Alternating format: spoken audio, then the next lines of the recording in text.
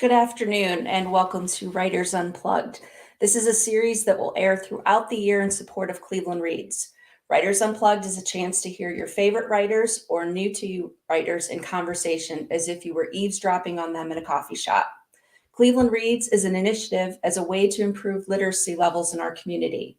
And Mayor Bibb has challenged Clevelanders to read 1 million books or 1 million minutes this year. So I want to take a moment and say congratulations. We've surpassed the 1 million goal with over 2 million minutes read. And collectively, we have read 94,000 books. We can do this, Cleveland. My name is Jen Jumba. I'm a librarian here at Cleveland Public Library. And if you ask me what the favorite part of my job is besides reading, I'd have to say it's getting to have a conversation with writers. It's an opportunity to get to know their craft, what inspires them, where they like to write, essentially to get to know them better and see them as more as just the name on the spine of a book.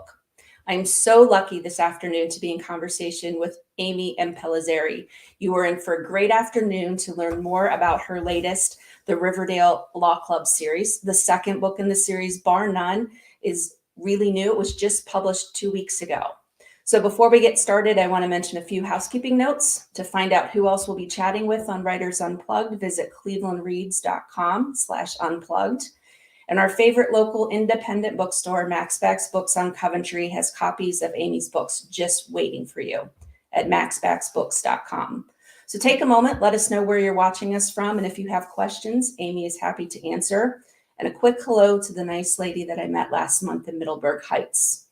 So I want to give a brief introduction to Amy. After spending 13 years as a corporate litigator in New York City, Amy left to write and advocate for working women and eventually women entrepreneurs as VP Community and Designer Relations for Shopfunder LLC. And you'll see it play out in this book.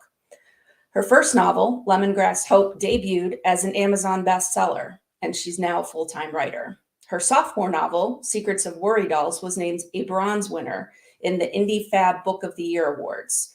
Amy continues to rack up awards for every novel she's written since, and I could spend more time listing them, but I know you all are anxious to hear from her, so I would encourage you to visit her website, amyimpellizzeri.com, to learn more about these titles and all the awards they've won.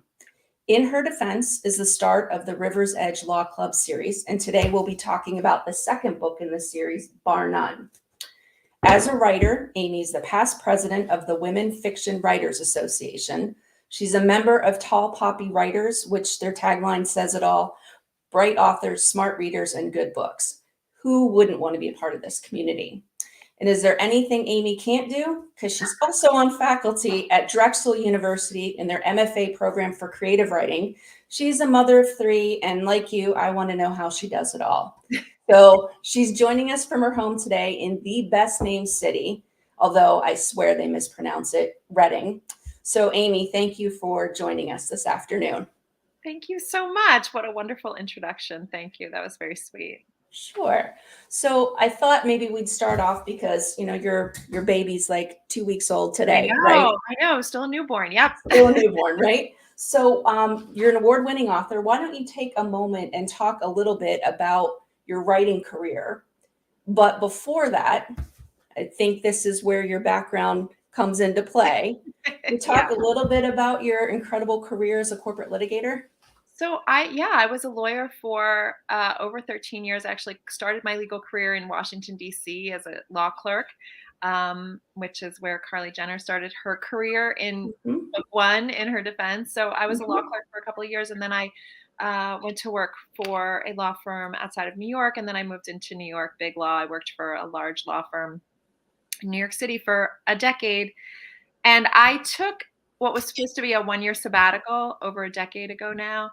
I did not necessarily leave to write books. I left to catch my breath and regroup. And in that process, I sort of reconnected with my first love, which was writing. And I was not writing legal fiction in the beginning. I was writing contemporary fiction. And people would ask me, why do you not write legal fiction? And it was too close to me. I also didn't really think I practiced the kind of law that anybody would want to read about. It wasn't criminal law. It was corporate litigation. Cannot get less sexy than that. But then I started to realize, well, wait a minute. I was in this world for a long Mhm. time. I saw a lot of things that Mhm. were kind of interesting, that were potentially the stuff of novels, the stuff of stories, and or that would at least provide the seeds for some interesting stories. And it wasn't until during the pandemic in 2020 when I started to kind of shift gears and start to think about what I was going to write next, that I really started to think, you know what, I think I want to try out legal fiction. And now I have fully leaned in. I fully leaned into that lane. I don't want to write anything else for the foreseeable future. Well, we all as readers, thank you. We thank you for your contemporary fiction, but the legal thrillers. I mean, if only books came with that, like, please excuse from work because stayed up way too late to finish. I love that. I love that. Okay, that's good. That That's would be like a bonus, right? You know? yeah, yeah, yeah, Yeah, yeah. like if you call now, type type of thing. But why don't you introduce all of us, in your own words, without any spoilers, Yes. a little bit about the River's Edge Law Club series. Yeah, so the Riversedge Law Club series, that idea, when I decided I wanted to write legal fiction, that Okay. was the idea that came to me, of sort of writing this world where the it would be a series. It would be grounded in a place. River's Edge is a fictional town in New York. And it is a place that is small enough that everyone should know their secrets, know everyone's secrets, but few do. So it's a commuter town to Manhattan. So it has a lot of accessibility to Mhm. Manhattan, but it's also, sort of impersonating a small town outside of Manhattan. And it has, where some cities are known for their biotech communities, some cities are known for their flagship stores, Mhm. are there, it- all sorts of things. River's Edge is known for its lawyers. And the River's Edge Law Club is this place, this sort of incredible grand building where lawyers and judges and others meet to really try the cases outside of the courtroom, to settle cases outside of the courtroom. It's a place of a lot of relationships, and a lot of people are left out, and a lot of people are invited in. And it's a place of corruption and secrets, and just sort of provides a good stepping off point for a lot of stories. And so, um, Bar None is Mhm. that each book can really be read as a standalone. Basically, each story, each book is about a different trial and a different set of characters, and the characters sort of hand the story off to the characters in the next book. And so Carly Mhm. Jenner was a law clerk in the first book and in her defense, but now she's gone to work for her dream job. She's gotten her dream job in Manhattan, Mhm. and she and her best friend at the firm are sort of unraveling a story of secrets and corruption that happened at the firm 10 years earlier. And while they're unraveling that, they are also unraveling. Yeah, absolutely. I love the handoff that Carly was in Yeah. that first book. I think that's really, really neat. Can you talk a little bit how you go about creating characters in your books? Yeah. I am very connected to my characters for good or for bad. And so I spend a lot of time with them. They're in my brain a lot. I have a good friend who said, even when you're not writing, if you're not writing every day, you should be reading your story every day so it stays with you. I do that, and I also try to sort of try to sort of really think about my characters. I write books in terms of scenes, Okay. so I usually, and this is a process that's really evolved for me, but certainly for the legal series, it's something that I've worked really hard on, is outlining the story in terms of scenes. And once I have sort of like 32 scenes that are linked together, I sort of know that that's when it's time to write, even though those scenes might change and a lot might change. That's sort of the outer framework. So I'm thinking about my characters a lot in terms of, sort of moving in and out of different scenes of the book, and which scenes they'll be in and which scenes they won't be. And Carly's no different. I mean, I thought a lot about her, and she is a character that we meet in childhood, but certainly sort of like her um, mother, and the only mother she ever knew, um, Mhm. form a big impact on her and her story. Absolutely. I'm talking here today with Amy Impellizzeri, award-winning author. This is the second in the series. This is Bar None. So you talked a little bit about your process. So you were Mhm. definitely what there's like two camps for writers, right? You're Yeah. either a pantser where you're flying by the seat of your pants, or you're a plotter. I'm sensing there's a sense of a hybrid where you do Yeah. plot the outline, and then as you start to write, things kind of evolve from there.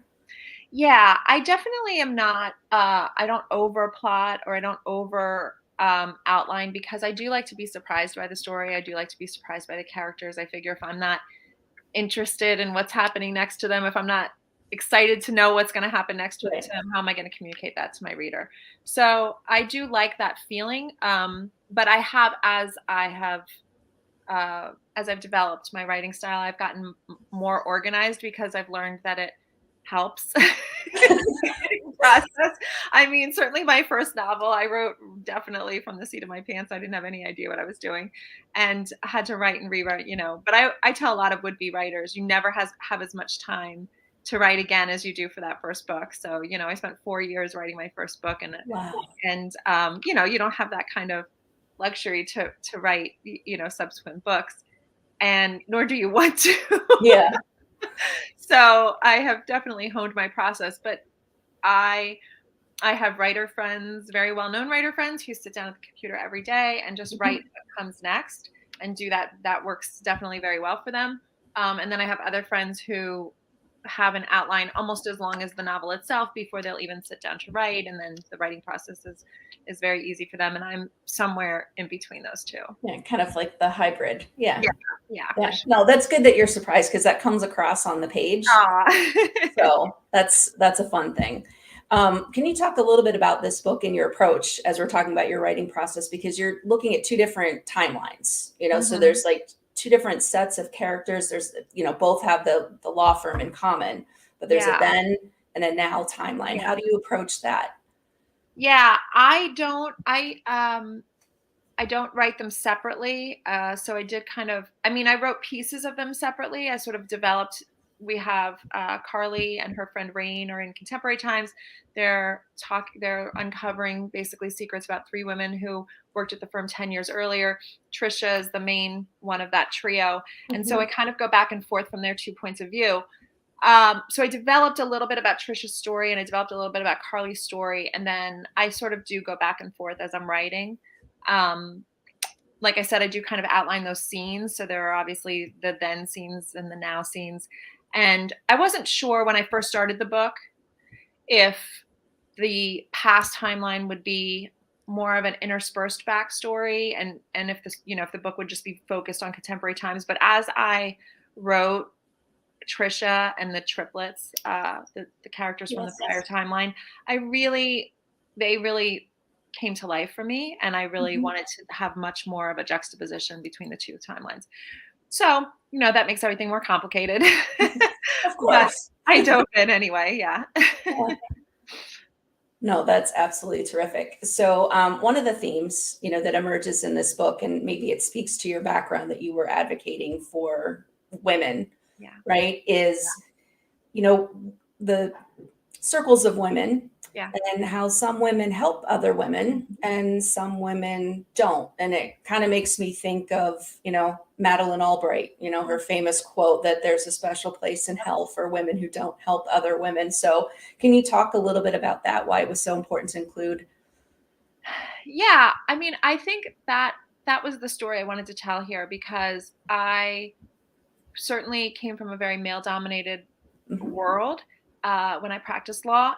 And I have talked a lot about that, and I've read a lot about that, and a lot of stories focus right on that corruption and the male dominated corruption. But I really wanted to talk about the women who enable that culture to persist. Mhm. And there is a tremendous lack of female mentorship in a lot of fields, but the law is certainly a glaring example. And the a lot of women are forced out of the field prematurely. I've done a lot of work. I've written nonfiction books about transitioning from the law, and I've done a lot of research about people who have transitioned from the law specifically. And most say they're very happy with their transition. They wish they had done it sooner, except for one demographic: women who leave the law to become full-time caregivers. So not working alongside caregiving, but become full-time caregivers. that is a demographic that feels pushed out of the law too soon. And so I've been really intrigued by the fact that because it's a culture that Mhm. in which women are pushed out early, there is a lack of mentorship, and there's this perceived lack of enough slices of the pie for everyone, right? So when I practiced law, the women really felt that there were only a few pieces of the pie available to the women, and everybody was really like fighting like hyenas for those pieces of the pie, for the good assignments, for the assignments that would enable them to have a be able to balance their lifestyle with their Mhm. work, that would not that would sort of feed them creatively, and that would really feed their soul. And women fought for those pieces of the pie and were not kind to each other.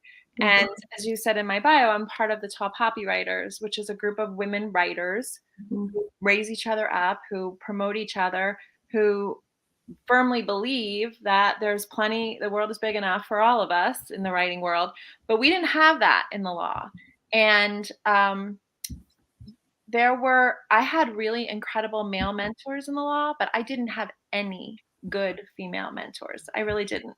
And so I really wanted to tell that story about like who are the who are the women who are making it harder for other women? Who are the women who are trying to make who sort of enter this world Mhm. with noble aspirations, with ambition, with Mhm. ideas that they're going to use their law degree for good. And then what happens to them when they encounter these women who make that difficult, who sabotage their plans?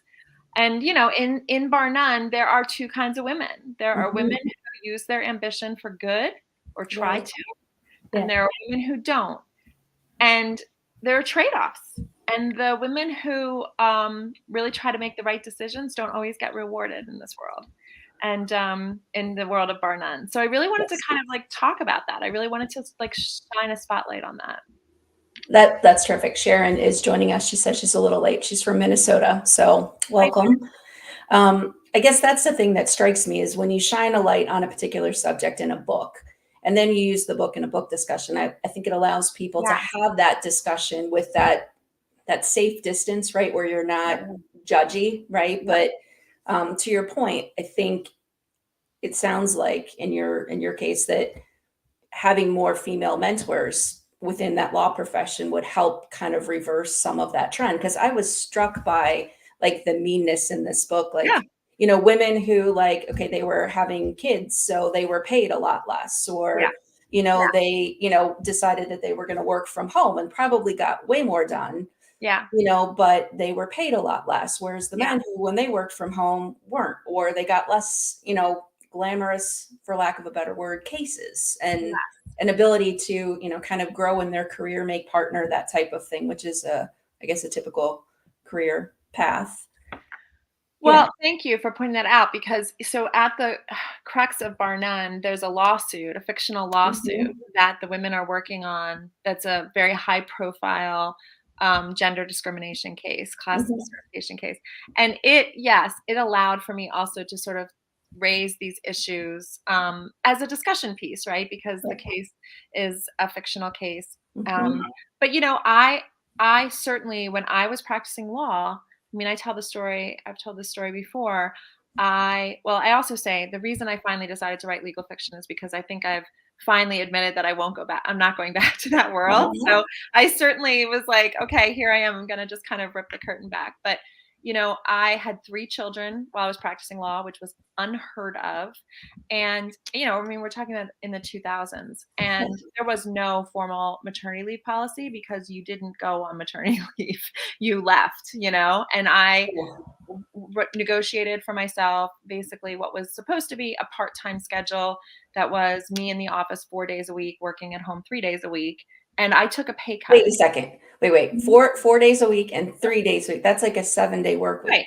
right, because it was always considered a 7-day work week, but Oh, this is before, obviously long before COVID, so I yeah. wasn't coming in the office now, every day, so I was gonna come in 4 days, and I took a pay cut for that, and I also was off the partnership track for that, but I was thrilled to get that deal because it was secret, and it was backdoor, and nobody knew about it. And the partner that I worked for at the time used to say to me, I'd go in for my annual reviews, and he would, and I didn't have pictures of my kids in my office. I didn't talk about my kids. If I had to take somebody to a pediatrician appointment, I told them I was sick. I mean, you just really don't. Separate those two worlds. Yeah. And I remember the partner would say to me when I'd go in for my annual review, you are doing a great job. Nobody would ever know that you have kids.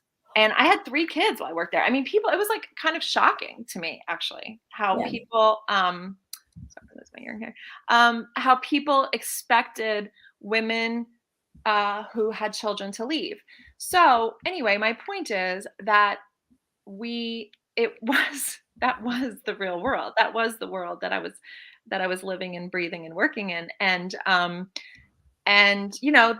men who would Yeah. leave early to go to their kids' soccer games. Uh-huh. Oh my gosh, what a great dad. He's so great. He's so engaged. I'd have partners, texting me saying, well, I can't review that brief right now. I can't review that letter now that's due now because I'm going out to a soccer game. But I mean, there was no way as a woman I was ever going to use my kids as an excuse for not meeting a deadline or not working. So it was it was an unfair place to work, and I suspect that my experience and my experience in the law is not a unique one. So I was excited to shine the spotlight on that. And I do think post COVID this is particularly relevant because I have read a lot and I've done a lot of research for my nonfiction work about the additional burdens that women have taken on with hybrid working from home, Okay. and the unfairness of sort of the expectations for working women who are working from home and still caregiving. And there is still quite a disparity between how women are treated in that environment versus men.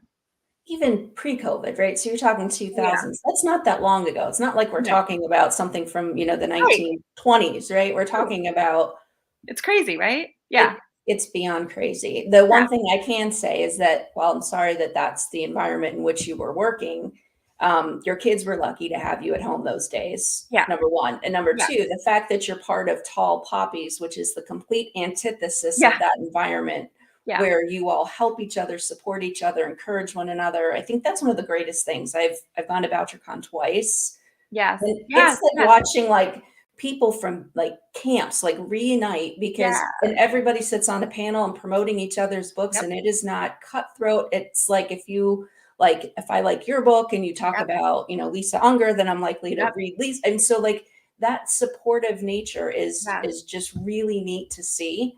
Yeah. And you I can sense it as a reader, not just as, Aw. writers, Yeah. but to see how supportive. That's awesome. I love to hear that because yeah, I was really shocked when I found the top hobby writers and I realized in the writing world, and I mean the writing world has its own it is a very difficult, competitive, subjective field, right? Yes. But I always say, Right. having practiced law, I come to it from with a completely different Well, I perspective. was gonna say, you're like, "This is easy." This is no problem at all. But also, yeah, I mean, Right. finding the top copy writers early on in my career was a huge godsend because I often say, if we had top copy lawyers when I was practicing law, Seriously, maybe that's where I'd be it's practicing. Yeah. absolutely. So I'm talking with award-winning author Amy Impellizzeri. This is the second in the Riversedge series, Barr None. Let's talk a little bit about, the two, I would say, like main characters from each time frame, right? You have Trisha from the then period, and you Yeah. have Carly, and both are incredibly driven women, right? They're Yes. both looking to like make it in the best law firm in New York City, possibly the country, right? Yeah. So this book really kind of talks about sacrifice, right? First, Yeah. you think of being, starting as a law clerk, right? And you think about, oh my God, all the time invested, the Yeah. weekends, the late nights, the, never seeing, friends, family, that type of Yeah. thing. But then there's this whole other layer of what some people are willing to sacrifice in terms of integrity, Yeah. in terms of dignity, Yeah. in terms of character, right? Yeah. So, um, Yeah, and I don't think it's unique to the law, but certainly this was my experience in the law, which was there was um there was this feeling that you had invested all this time, money, and energy into a mhm, career that is considered very special, although I've come to understand that really lawyers are the ones that perpetuate that. It's not really that special of a field, right? But there's this idea that you are, in this very elevated field, and that the ends sometimes justify the means. And I saw that over and over again in my career in a lot of different settings. And I was very naive. I was a young lawyer. I did not come from a legal family. I came from a small town.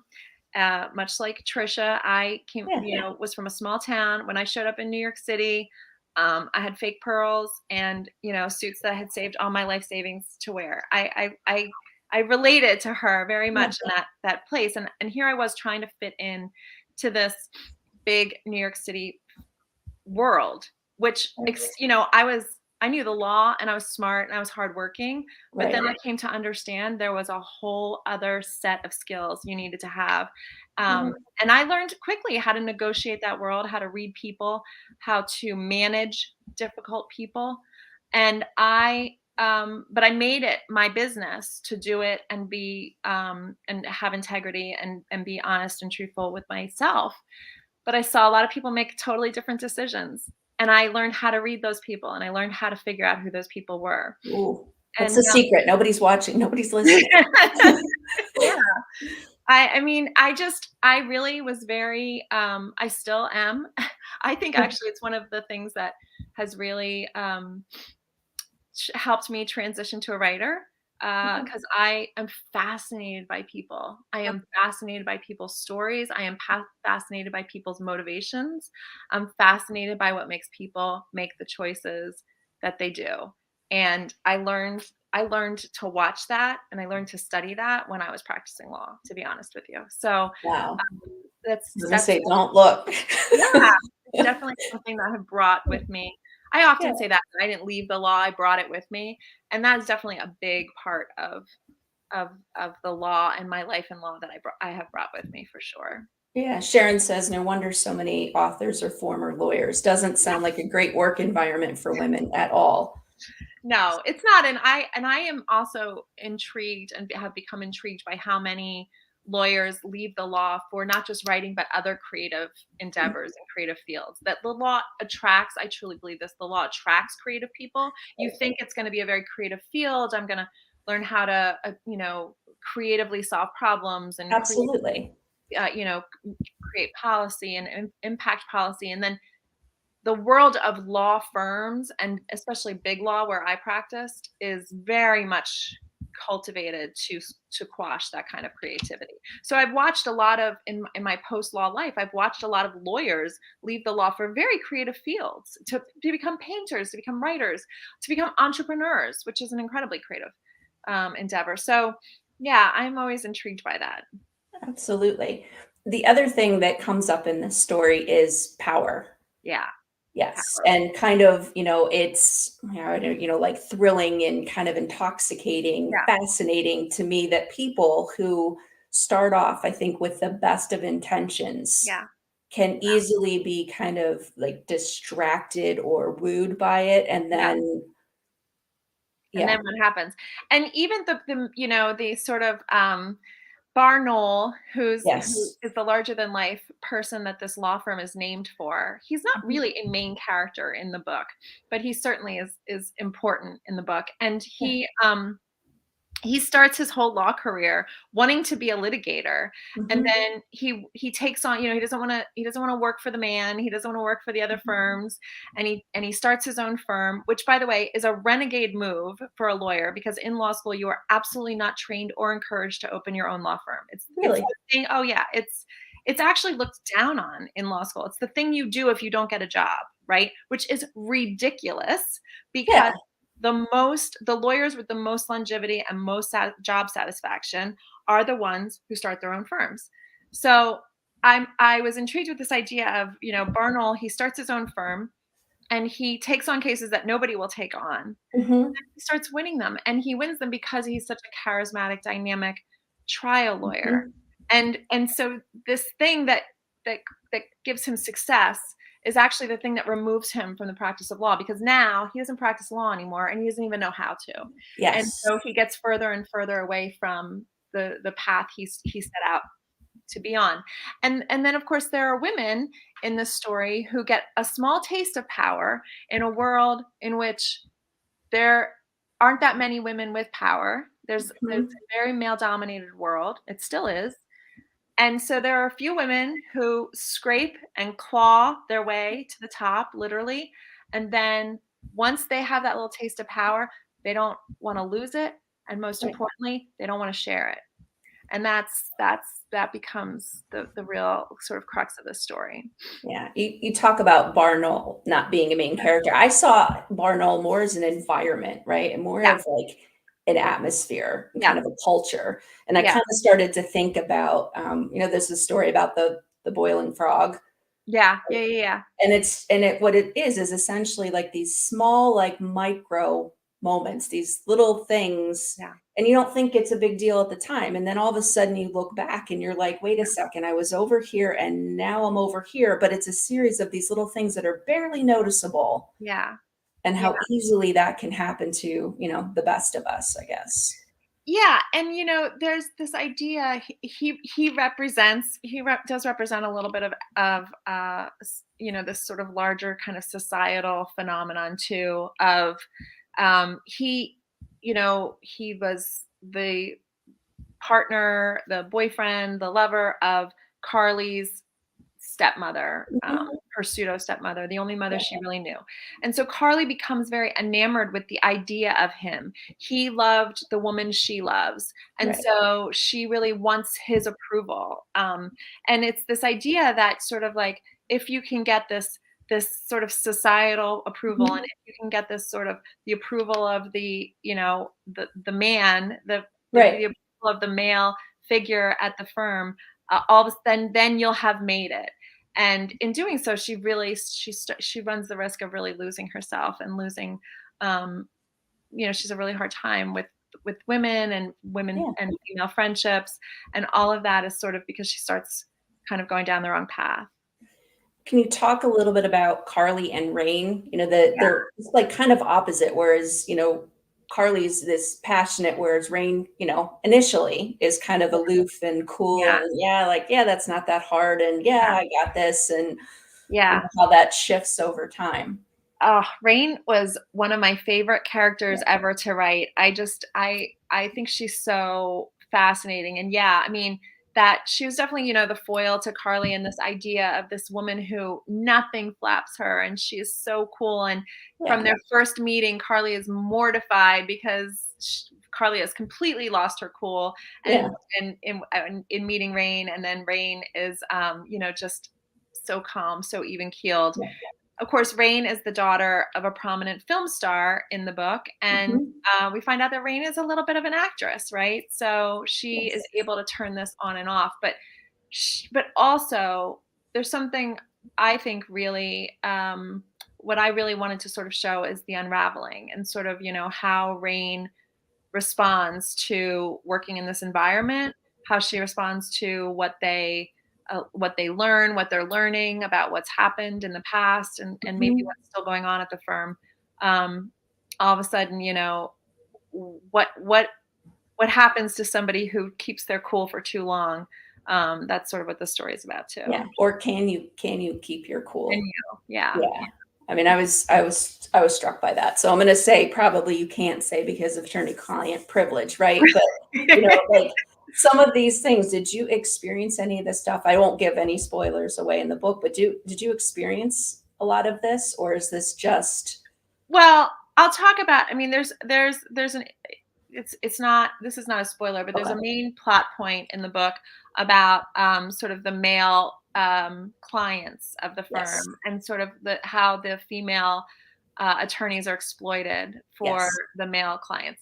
And I will tell you, so it's obviously not autobiographical, and it's certainly I exaggerated a lot of the points to make it a more thrilling story.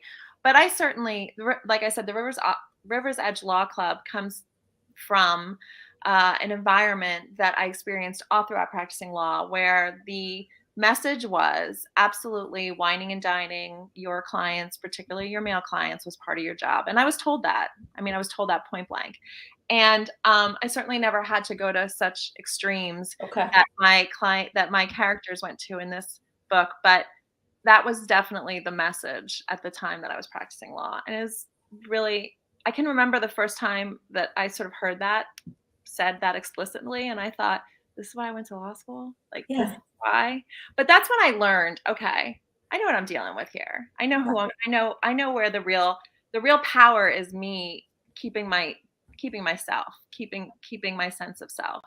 And if I can Thank do goodness. that, if I can Yes. survive this place and I Yeah. can survive with my sense of self, everything will be okay. Yeah. So that's what So that was my goal. good. I'm so glad you had that, your own power and your sense of self. So I'm joined by award-winning writer Amy Impellizzeri. Let's talk a little bit about what comes up in the book is, and also like not just with the characters in the book working at the law firm, but the case that they're trying at a tech company, Yeah. right? Which is Yeah. basically a women wanting to be treated the same as Yeah. men. It's essentially equality. But where people and women feel stuck, Yeah. that, you know, it's such a great career, right? And they want to make partner and they've sacrificed, you know, blood, sweat, tears, money, time, everything. Yeah. And now they find themselves kind of stuck. So, what advice would you give to people today, whether they're in the law field or in another career where they feel stuck?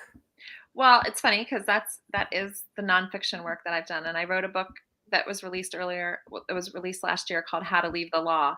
I co-authored it with my friend Liz Brown, and I talk a lot about that. This idea of being stuck in this place where you are convinced that there's nothing else you're qualified to do, Mhm. or there's nothing else that you would want to do. That you lose the prestige, the identity. And I do a lot of counseling of transitioning lawyers about this very topic, and I tell them, you know, to really listen to and change the story you're telling yourself, because the reality is we're the ones telling ourselves that this is such a fabulous field and that this is such a fabulous that you really can't have success or can't have the same level of prestige or identity in any other field. There's actually research that shows that being a lawyer isn't that great. When you look at the hours that lawyers put in, especially at the level I was, the hourly rate is Oh, horrible. yeah, it's It's probably less than terrible. minimum The wage. pay Like, is terrible. Yeah. And also just the incidence of mental illness and substance abuse. When you factor all of those things in, it's not the field that everyone thinks it is from the outside. So I tell people, just be careful about the narrative and the story that you're telling yourself, and change it. If you want to change your direction, you got to change the story you're telling yourself. And you also have to try out, you have to kind of stretch outside of your world and mhm, try out other things on the side. You know, join a board, volunteer, start journaling if you're interested in writing, go to a mhm. writing conference. Like you're saying, going to BoucherCon, you be Yeah, around writers, sort of like be in that world and sort of examine for yourself whether that's a world that you might prefer to be in. Experience that energy, yeah. and whether it be, you know, in writing world or some other corporate setting. Like I tell a lot of lawyers, join a board. I mean, people are always looking for lawyers to join a board, right? Join a Right. board, volunteer, Yeah. and experience energy outside of the law firm, because you might be surprised to learn that there is actually a whole world outside of your Right. four walls, for sure. Yeah. Yeah, I think that's, you know, a universal theme, right? Yeah. You know, yours is law specific, but where Yeah. people identify based on their job. And I Yeah. wish I would have Yeah. known you about 13 years ago when I switched from a sales and a marketing career Yeah. to going to, you know, back to school to for library science. Yeah. So, and it's not easy, but it's I No. spent, you know, time with librarians like in Yes. the branch, like, is this really what I want to Yeah. do? Right. Like spend Yeah. time and, you know, a little bit more than that. And one of the great things about grad school is you have a practicum, right? So you're Yeah. spending time, so you know, like, yeah, this is where I fit, you know, Yeah. this is my tribe. But yeah, I mean, I think Mm. it's hard to transition. It's hard to switch careers. Otherwise, I think everybody would do it. Yeah. But I like your advice about, changing the narrative and Yeah. seeing yourself as more than just, one facet, right? One dimension. Yeah, So your story is very inspirational. That's awesome. I got really lucky. I met some rock star of a library, Nancy Pearl, right, who Oh, completely changed the course of my life. So, I love and that. I've been, Female yeah, mentor. Yes. it's exactly right. So, like, do you think, I don't know what else you do besides being a mom, on faculty, writing books, writing nonfiction for people who are leaving the law. Do you envision doing other things to start more female mentorship programs or is Yeah, that kind of I do. I mean, well, this book is dedicated to our daughters and our daughters' daughters. May they be yeah, the mentors we often fail to be. exactly. And yeah, I mean, that's part right now. That's definitely a big focus of my teaching. That's why I wanted to do the Drexel work on faculty for the Drexel MFA program because I mean, I don't only work with women, but I really do value the opportunity to be a mentor in this field in particular. Right. And yeah, I still keep my foot in the world of counseling, transitioning lawyers, um, male and female. And Right. really, how to leave the law has been embraced by people transitioning Yeah. from other professions because there are some really universal theories there. But Yeah. um, I have grappled with the idea that I left the law and never really became the mentor I wanted to be in that field. So I'm really trying to be a mentor from outside because I do have the freedom to speak very frankly about what's going on Mhm. inside the walls, freedom that women who are currently practicing law simply don't have. So I am really trying to use my voice in that way too. Right. And your voice is also used as in a podcast. Do you want Yes, yes, you yes. tell us a little bit more about yeah. Well, that was a really fun project because I started during the pandemic. I started a virtual book club, really just because I had a book coming out on I had a book that released on March 3rd, 2020, Oh and no. it shut down. My last public event was in the Hamptons the last week of February, and then my entire book club book tour was shut down. So I started. A lot of friends did a lot of things for me, and we had a lot of virtual events. And then I wanted to pay it forward, so I started having author friends in a virtual book club called I Know How This Book Ends. And Yeah. it took off and it was really fun. And Book Trip named it one of the top virtual events of 2020. And so then Speak Studio came to me and asked me to be one of their original lineup of podcasts. And we turned I Know How This Book Ends from a book club into a podcast.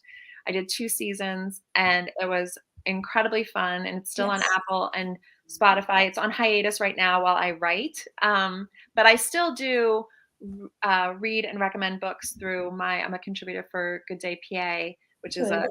BC affiliate. So Yeah. that's how I still get my own preaching about new books that I'm reading and get the word out about new books that are coming out. Awesome. I'm joined today by Amy Impellizzeri. She's an award-winning author, second in the series, Barr None. It's 2 weeks old, so make sure you pick it up. Can you talk a little bit about writing a series versus a standalone? Yeah, I knew when I decided to write a series, I was really intrigued by that idea, but I also knew that I couldn't write the kind of series where like you knew what was going to be happening 6 books in. Right. So I developed this idea pretty early on that I was going to write a series that's sort of grounded in this place where the setting would be a character, where the setting would ground the series, and that each book would feature its own trial and its own set of characters. And so each book hands the characters off to the next one. And that is really fun for me. So I really was writing book one and book two at the same time. We weren't really sure which one we were going to go out with.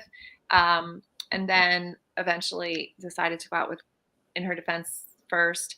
And Yeah. Barr None, I feel like In Her Defense was sort of leading my readers, my established readers, into this new series because it was, I mean, I think it has a really gritty premise, but the characters are 30-something-year-old single moms. And then Bar None is just grittier. I mean, it's just It in the is. trenches. And I loved writing these characters, but I feel like it's definitely, a little bit of a departure for me. That's Yeah.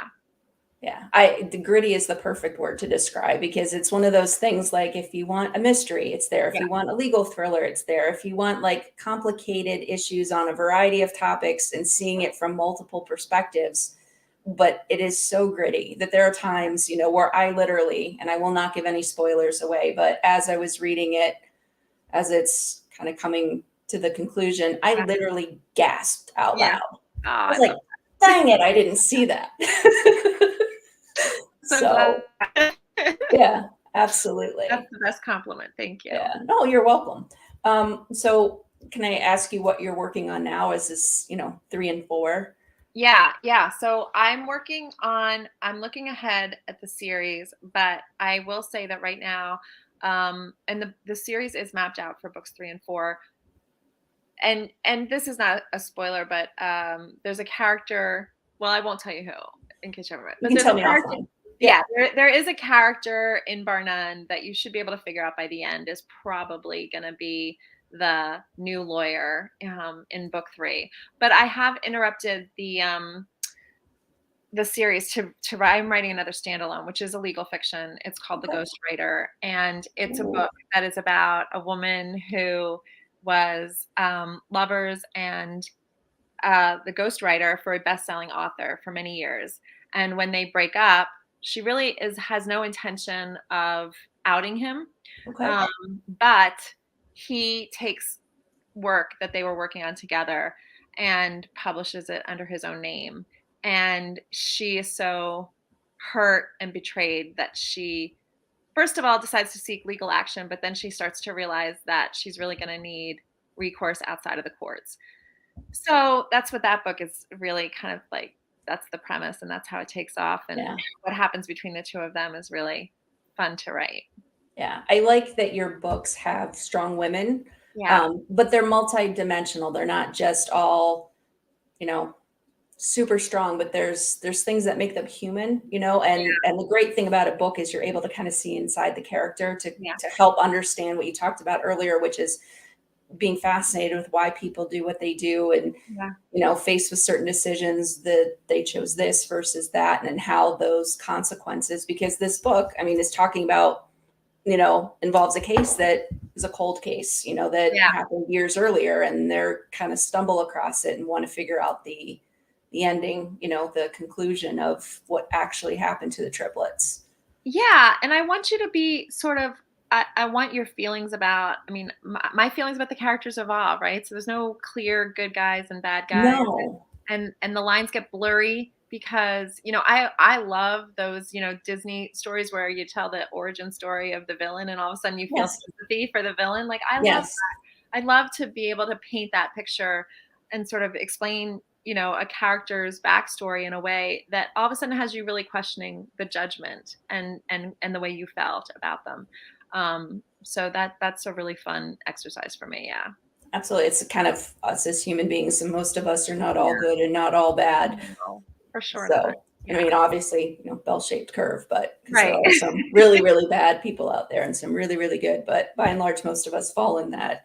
And like you were saying, I hope that the book will provide a vehicle for you to have those conversations, so hopefully we all see ourselves, little pieces of ourselves in all of the characters, and it allows us sort of a safe way to sort of talk about those feelings, those emotions. Absolutely. I was talking to somebody last night and they said, if you don't acknowledge it, you can't change it.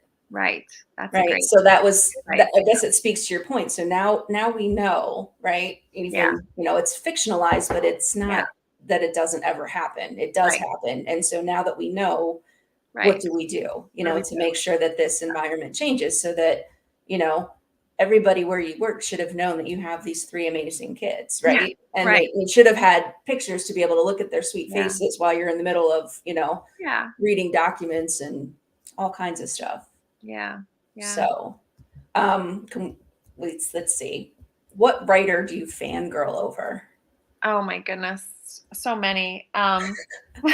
Right, right now, yeah, well, Anne Garvin, she's the founder of the Tall Poppy Writers, and she has Right. a book coming out this summer. And I always say Anne's like my muse in Yeah. life and writing.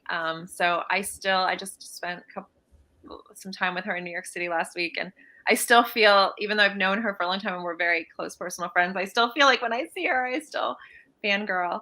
Yeah. I have something really fun because of my Good Day PA spot. I get a lot of advanced copies of books, which is so Yes. fun. And I Yes. was an 80s child. The Bangles, Yes. huge fan of the Bangles. And Susanna Haas has Yeah, her, she has a new book coming out. yes, The Bird Has Flown, Yes. which is like an insider look at the music industry, the way Barr None is an insider look at Ooh. the legal industry. So Yeah. it's awesome. I've had a sneak peek of that book. I absolutely. Yeah, I'm on placed my pre-order because I cannot Oh my wait to read gosh. about it. I was a huge fan of the Bangles. Oh Eternal my Flame, gosh. Walk Like an Egyptian, Manic Monday. I mean, you name Yeah. it. Yeah. Yeah. I So absolutely so excited. Yeah. Yeah. absolutely. So I'm joined here with award-winning author Amy Impellizzeri. So thank you, first of all, for generously being part of this as part of Cleveland Reads, which I love is addressing literacy levels. Can you talk to us a little bit about why literacy is important to you? Yeah, oh my gosh. Well, that's what's so um I talk a lot about I do have 3 children. I have 2 boys and a girl, Yeah. and reading has been such an important part of our lives even before I was a writer. But Mhm.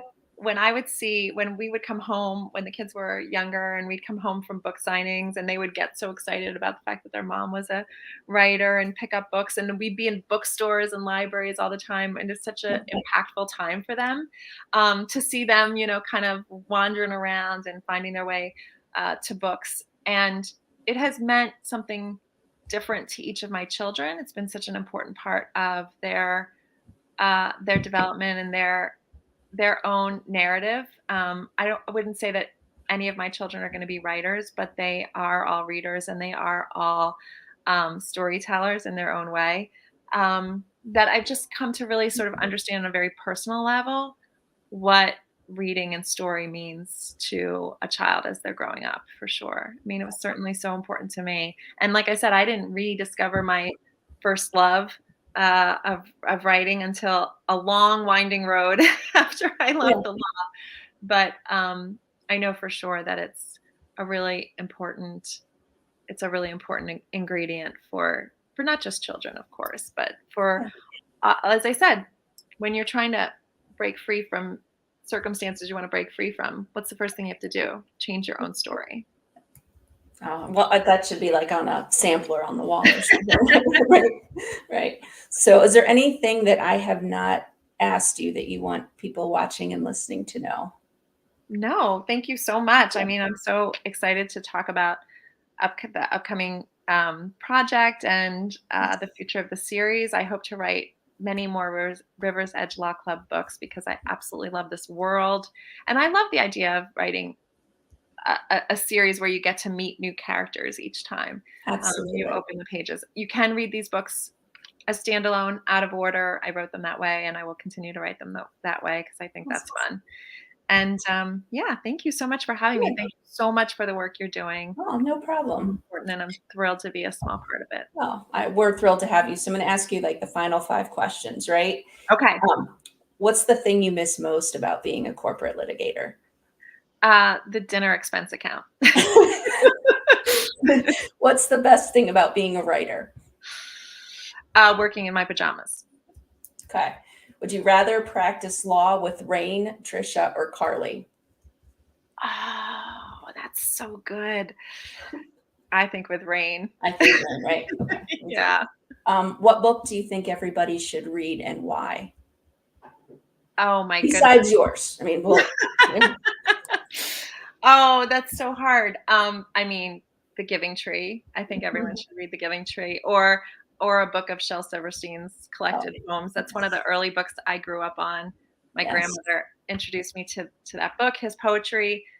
It was life-changing, and it taught me a lot about breaking the rules, not just in writing, but in life. So Yes. Oh, yeah. I can remember having to memorize one of the poems, like "I cannot go to school today," so little Peggy Yep. Ann McKay. Yeah. Yep. Stays with you, and there's that cadence. And then I made sure my nieces had it. So absolutely. Yeah. And then final question. What would the title of your autobiography be?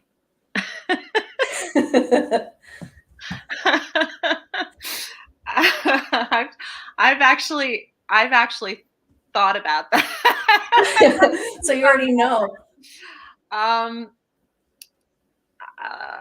let's see. What's my favorite one?